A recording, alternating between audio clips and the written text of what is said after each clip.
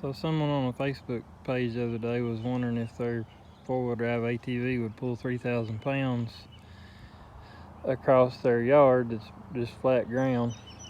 So thought I'd make a little video, maybe help him out. So I think this tractor probably weighs about 5,000 pounds. That's just a rough guess. It's got loaded rear tires, they've got fluid in them, and then it's also got a concrete barrel on the 3-point hitch that probably weighs about 1,000 pounds. So I'd be real surprised if it doesn't weigh 5,000 or maybe more. And this ATV is a 300 Arctic Cat 4-wheel drive.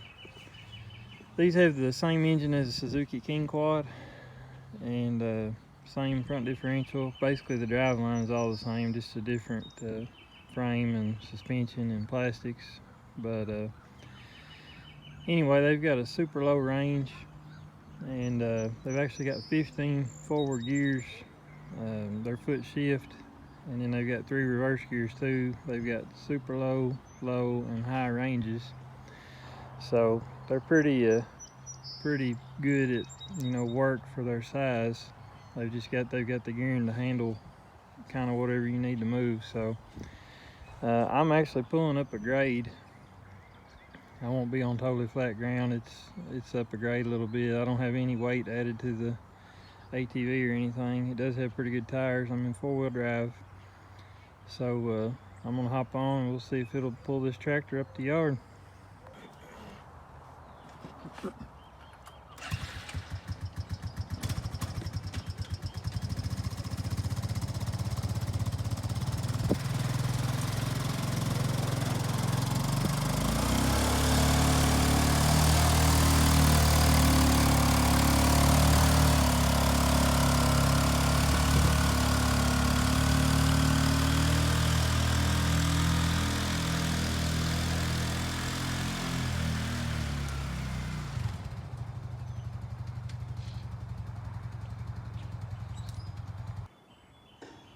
All right, I think that answers that question.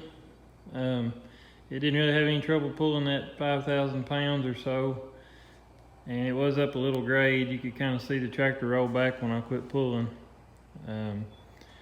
But be really careful. If you're on a hill, I don't recommend it at all. You won't be able to stop whatever load you've got behind you, most likely. And it may even stop you and start pulling you back down the hill if you're headed up a very long, steep hill. So just be really mindful of that.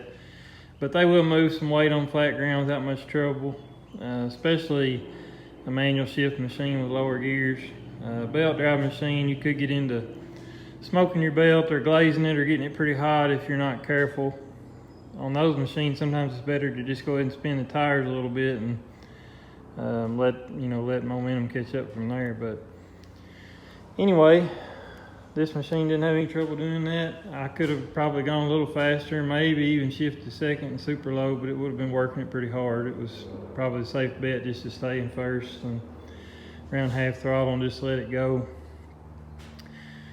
But anyway, that's all for this video. I just thought I would make this in hopes that maybe it would help somebody out if they were curious about moving some weight with a 4-wheeler. Another thing to consider is tongue weight.